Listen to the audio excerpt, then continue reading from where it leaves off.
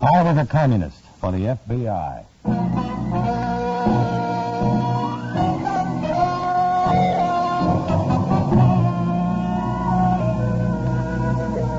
Starring Dana Andrews in an exciting tale of danger and espionage. I was a communist for the FBI.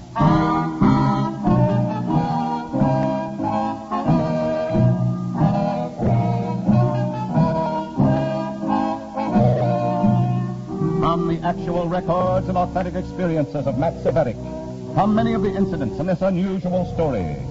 Here is our star, Dana Andrews, as Matt Cvetic, who for 9 fantastic years lived as a communist for the FBI. It was weird, and it was terrifying. I'd begin to get so much into the choking spirit of my character that I'd talk and act like a real communist, even to myself. That's when I'd get scared. But if I didn't play it to the hilt, the comrades would suspect, and I'd be scared again. Come to think of it, for 9 long years as a communist for the FBI, I was never anything but scared. In a moment, listen to Dana Andrews as Matt Cvetic, Undercover Man.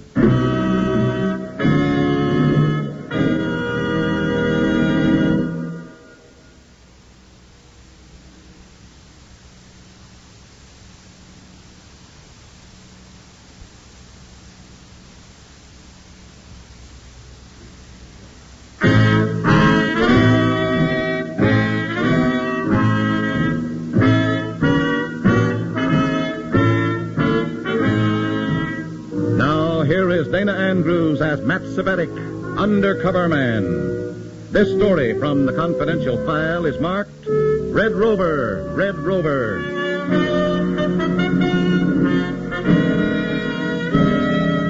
I walk slowly down Dawson Street, pretending I'm not looking for anybody. Comrade Revson, who is supposed to rendezvous with me here, had better look sharp, because the sidewalks are crowded. He's supposed to pick me up so we can get down to the next shady item on the red agenda. All at once, I have company, and it isn't Comrade Revson. All right, Mr. Cvetic, we'll take a taxi from here. Who are you? Just keep walking and keep talking and head for the curb. I've got another date, so goodbye. Do as I tell you, and everything will be jolly. I asked you who you were. I'm not Comrade Revson, that's a start. You know somebody by that name? Both of us do. Stop right here. Now listen, girl. Taxi? I don't even know you. But we both know Revson, don't we? Come on. Where to? 1010 Atherton Plaza, driver. Do tell. Atherton Plaza. I'd have worn my clean shirt, but I never dreamed. Oh, quiet. Tell me, pretty maiden, could this be fun? Very definitely not. Mm-hmm. Now, what will Revson say when he doesn't meet me? We'll handle him. Who's we? You'll see. I see. Now, be quiet. A taxi is a public place.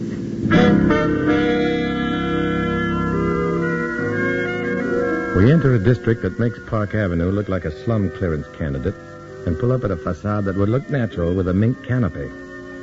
We take the elevator to the 5th floor, and I'm being seriously worried. I don't know if this smart little brunette is for me or against me. Is she comrade or FBI? And how will I explain things to Revson? It sounds like a radio cliffhanger. Be sure to listen tomorrow, and I sincerely hope I'll be with you then. We stop at a white-paneled door. The girl lets herself in with her own key. In the lush living room, a fattish but solid man is sitting on the sofa. He smiles a nothing smile and waves a plump hand at a chair. Sit down. Yeah, but first, my name is Matt Cvetic. What's yours? Mr. Cvetic, this is Comrade Usatine. Usatine? Usatine? The name is not familiar to you, I'm sure. If it were, you might not be here. But I am here, and I'd like to know why. We may have a little job for you. Thanks a lot, but I have a job. Oh? I already told him not to be concerned about Revson. You'll undertake to explain to him, Comrade Cvetic. You will? You will say nothing to him. Do you understand? No, I don't understand. You will. We've been watching your work, Comrade Cvetic. We like it. We have decided to entrust you with your most important mission so far. Again, who is we? Some extremely important documents are being held for us in Canada. You have to secure them as we shall instruct you. Shasta will help you. Shasta? I'm Shasta. Oh. Comrade Cvetic. Go ahead. You proceed to Toronto, Canada, where you will be given an envelope. You will return and deliver the envelope to me with Shasta's assistance. Oh, I'll receive this envelope from whom? How? Just be in Toronto day after tomorrow. But what do I do when I get there? Where do I go? Just be there. It'll not be as simple as it sounds. Look, comrade, I'm a direct guy. Yes. Would this be a cozy little business to get rid of me? Do you know the very reason why we should want to get rid of you, Comrade Cvetic? Of course not. Why worry then? Okay. When do I leave? Tonight. I'll wind up my modest little affairs. Shasta, Comrade Dissertine, brief the comrade. come with me. The other room will do.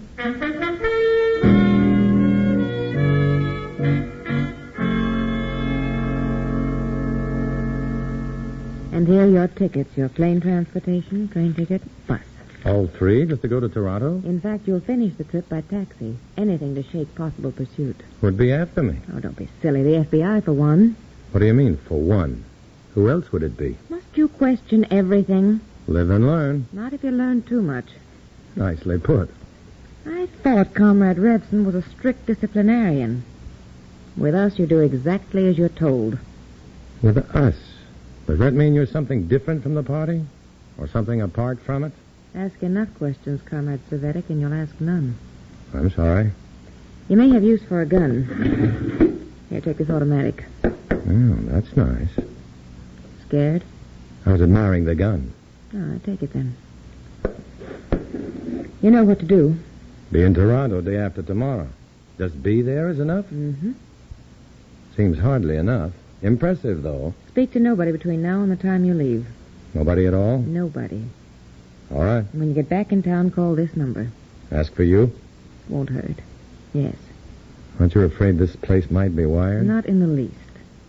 Oh? And don't waste time thinking about it. It'll get you nowhere. All right, you may go now. Have you had your lunch yet? You may go, Comrade Cvetic. No sale. Just bring back those documents. I'm on my own, and I'm worried and a little scared. This is something new in being a communist for the FBI. I go down the elevator thinking, those cold fish upstairs talk like communists and treat me like one of them, up to a point. But then there's something offbeat about them, something very wrong about them that I can't figure. But I don't know Usatine or Shasta, the girl with a name like a daisy, and I do know Revson, and he's my official boss, and I'm going to report to him, warnings or not. I step out into the street and hail a cab. As I get into the taxi, two men get into a long black sedan behind us. And friends, there's no mistake about it. They're following me. I don't shake the shadows until almost evening. But I've got to shake them. I've got to tell Revson, and I've got to tip off the FBI. I finally get up to Revson's office. Is it important, Cvetic? I think it may be very important. Then let us discuss it somewhere else. We can't discuss it somewhere else. This office may be wired. I tell you, we can't go anywhere else. I'm being followed. Followed? I've shaken them, but if we leave, they might pick me up again. Followed by whom? I don't know. That's one of the reasons I had to see you. They didn't want me to tell you. No? I figure you're my boss, not these strangers. Start talking. I couldn't meet you because some girl picked me up and brought me to a flossy guy named Usatine. Usatine. Mean anything to you? Go on. I'm supposed to go to Toronto tonight and pick up some envelope with important papers in it. If those shadows learn I reported back to you, I just may be in trouble. I took a chance. Any theories? I have heard of such adventures from other comrades. This Usatine and this Shasta may be counter-revolutionaries working against us. What should we do? Do as they tell you. But if, as you suspect, a counter-revolution... Do as they tell you. And report everything to you? No. Yes. No. Just be careful. But shouldn't I report back to you? It's a chance to check on the enemies and traitors inside the party. If that is what they are. Well, what else would they be? All right. Report to me. Good. But be careful. Do exactly as they tell you. Go.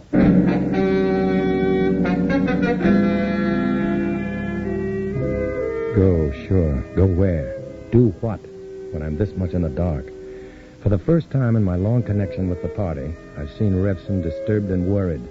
Worried. He's scared. And I wonder why. He's tough, and he doesn't scare easy. My own anxiety deepens. I make sure I'm not being followed. Then I find a pay station and dial my FBI contact.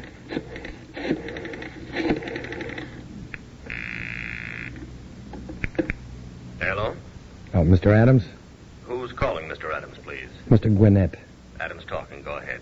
Where can I see you right away? I'm taking off for Toronto in half an hour. Well, let's see. This is Friday. There's a bank on Webster and 12th. Keeps open Friday evenings, closes Saturday. I have a safe deposit box there. We can go to the vault, take the box to a private booth and talk. That sounds good. Make it fast, though. 10 minutes? Well, that's fast. Okay.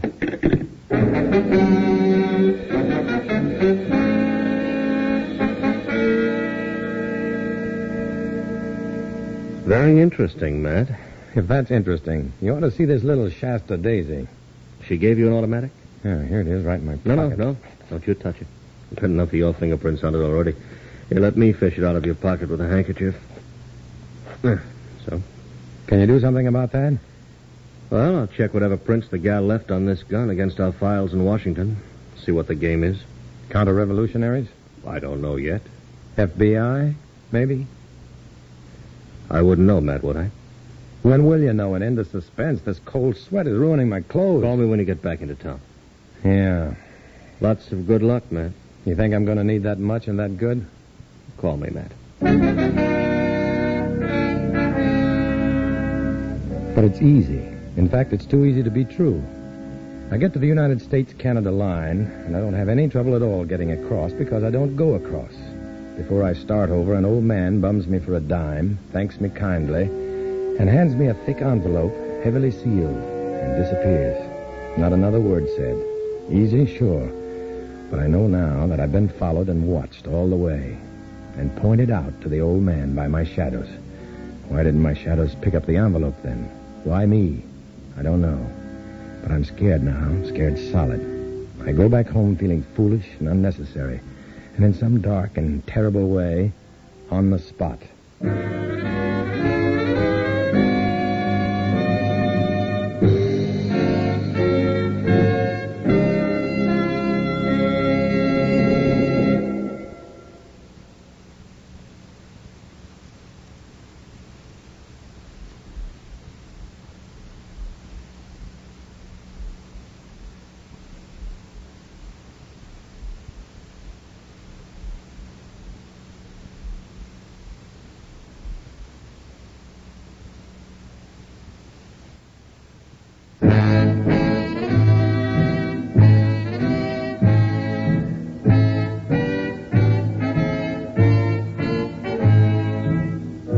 Back to Dana Andrews, starring as Matt Cvetic in I Was a Communist for the FBI, and the second act of our story.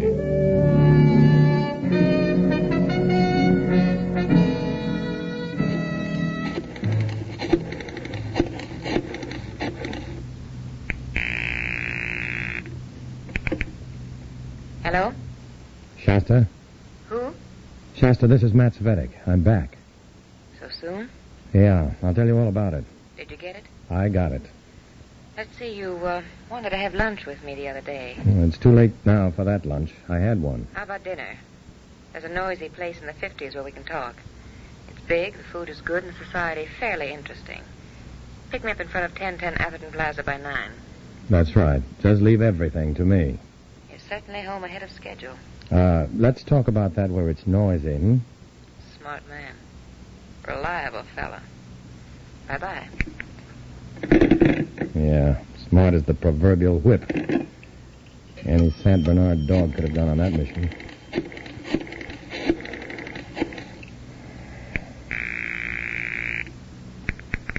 Hello? Mr. Adams, please.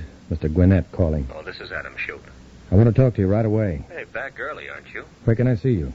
Our bench in the park at 9. No good. Got a date with the fair Shasta at 9. 8, then? 8 it is. Something I've got to tell you, too, friend. Well, what is it?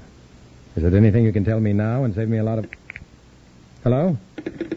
Hello?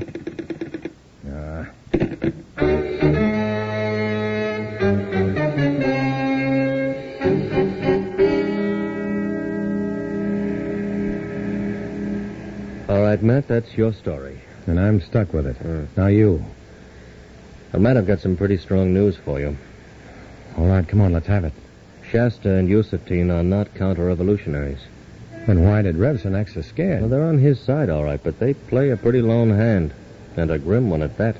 Grimmest game on earth, maybe. Well, how do I figure to be the one they volley back and forth? I'll tell it to you fast, Matt. Yeah, do. You've been tapped by the MVD. What? Mm-hmm.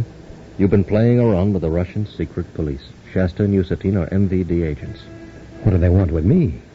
Well, they're either testing you, or they're thinking of recruiting you into the secret police. Oh, no. Not for me. No, I wouldn't do it all. Not for us. First of all, you could never bring yourself to do the things they'd expect of you. These are the boys who buried an alpenstock in Leon Trotsky's brain, just for example. Definitely not my line of work. Oh, stop at nothing. You wouldn't last. They'd get you, Matt. Now, the FBI doesn't ask that much from a man. I don't want any part of them. Now, that's the problem, Matt. They don't ask you to join. They tell you. Whether you like it or not, Matt, you've been drafted for the MVD. Well, what do you think I ought to do? You've got to finish the job they gave you. If you don't, you'll be in trouble. Oh, fine. If I come through for them, I'm promoted to the MVD. If I don't, I might be severely dead. Well, from now on, I'm having you watched constantly. Well, that way I'll have friendly witnesses to my murder. We'd better break it up now, Matt. You've disobeyed orders in seeing Revson and me. The MVD might resent it. And who knows how better. Have a nice date with Shasta.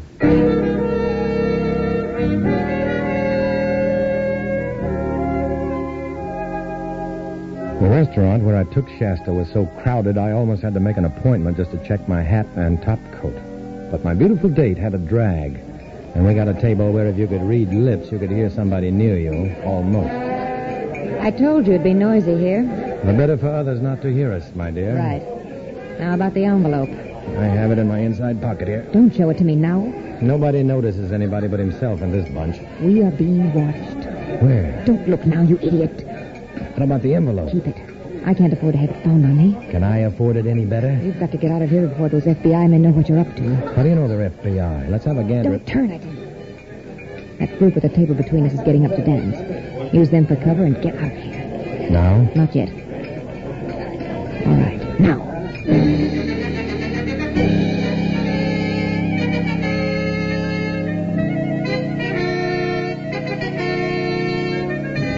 I do some fast, broken-field walking through the packed restaurant. Just as I reach the door, I see the two men at the corner table jump up and come after me. FBI, nothing. They're my two MVD shadows. What made Shasta think they were FBI, or did she? I don't stop to ask questions. I jam on all canvas and sail past the check room. Do you have a hat and coat, sir? No, thanks. I run outside and jump into a taxi. We're pulling away when the two MVD goons come out of the restaurant. That black sedan slithers to the curb and they get in. And off we go again.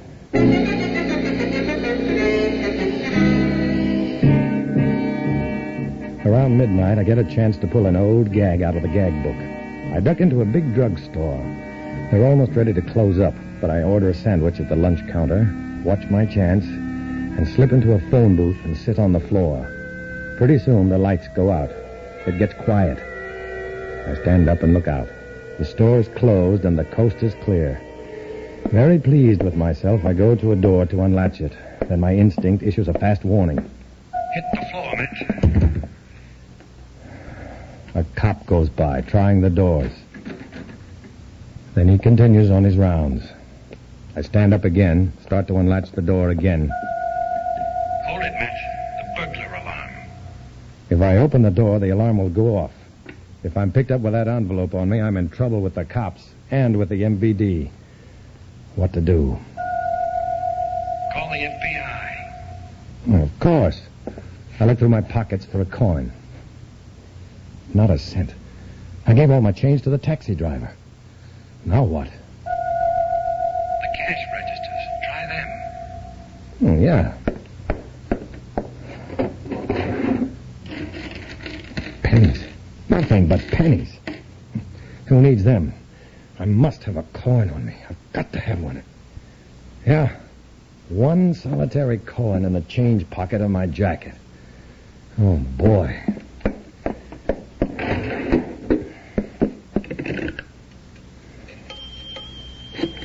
Thank you for me. The first time I ever put a coin in that pocket.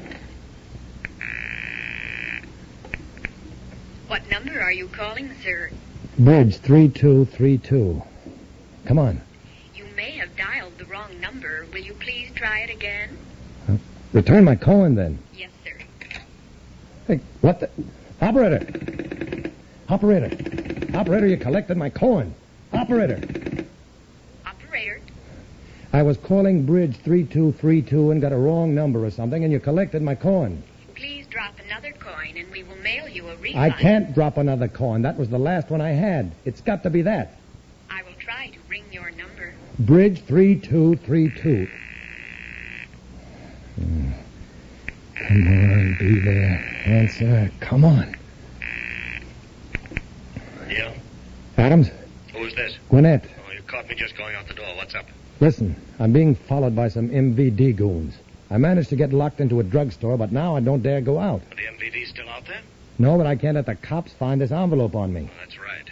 And I've got to deliver it to Usatine tomorrow, or else. Yeah. Do this. Hide the envelope somewhere around that store where nobody else is likely to find it. And tell me where you're putting it to. You or I can get it tomorrow, see? In case I get picked up, right. You boys think of everything. Now, hold on while I find a place to put the envelope and... Hello? I'm here. Anything wrong? I haven't got the envelope. What? I must have slipped it into the inside breast pocket of my top coat instead of my jacket. Where is your top coat? I left it at the nightclub when the MVD got on my trail. Better go back and get it, boy. Yeah, I'd sure better. Funny thing, I open the front door, the alarm goes off and rings like mad. And nobody, absolutely nobody pays any attention. I run all the way back to the nightclub. It's jammed with the after-theater crowd. I head for the check room, breathing hard. Yes, sir? I've got a hat and top coat here. Your check, sir? Oh, check. Let's see. Oh, I can't find any check on me. Did you give me a check? I always give a check, sir. It's a size 42, herringbone tweed, gray-green. Well, I can't give it to you without a claim check. Well, yeah, I'll help you find it. I'm sorry. That isn't permitted, sir. I'm not going to steal somebody's umbrella. Are you sure you had a hat and coat? Yes, I'm sure. You ran out a couple hours ago saying you didn't. I've got a hat and coat here, I tell you. I'll have to see your check. Well, I can't find a check on me. I'm sorry. Well, what does it look like? It's a little brass coin with a number on it. Oh, sister. I put it in a pay telephone. Oh, brother. That's a new one. Mr. Fogarty! Who are you calling? The house detective. Mr. Fogarty! Don't do that. Mr. Fogarty!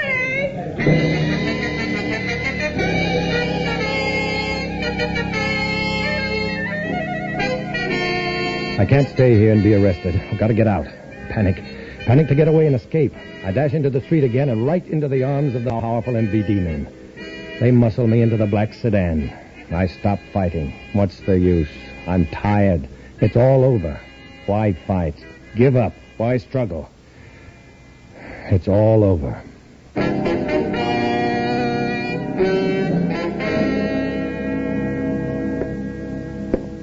A figure of a comrade you are, Cvetic. I did my best. You did your best. Yes. Then where is the envelope? I told you. I'll go back to the nightclub when they close up. My coat will be the only one uncalled for. No. Why not?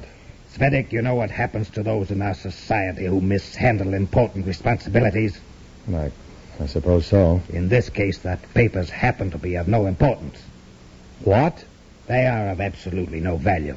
It was a test, a trial to see whether you were worthy of an important promotion. Promotion? And you failed. I will tell you now what will happen to you. What? You are unworthy of command, Cvetic. Therefore, Cvetic, you will return to the ranks. Go back to my cell with Revson? It is all you are fit for. Well, comrade, I'm always ready to serve the party in any capacity whatever. And if you... Enough. Show him out, men. The MVD men turned me loose on the sidewalk. I'm in the clear and with the whole skin. Almost deliriously, I think. Cvetic, if you ever wanted to be wrong, this was the time for it. I walked down the street, breathing in the cool night air, unraveling the knots in my stomach.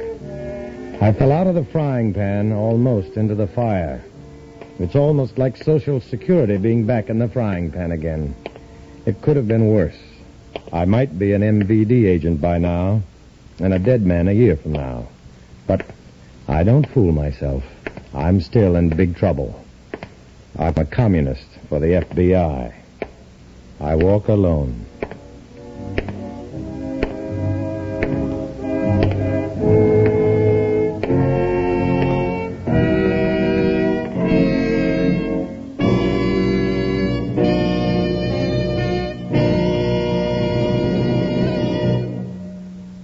Dana Andrews will return in just a moment.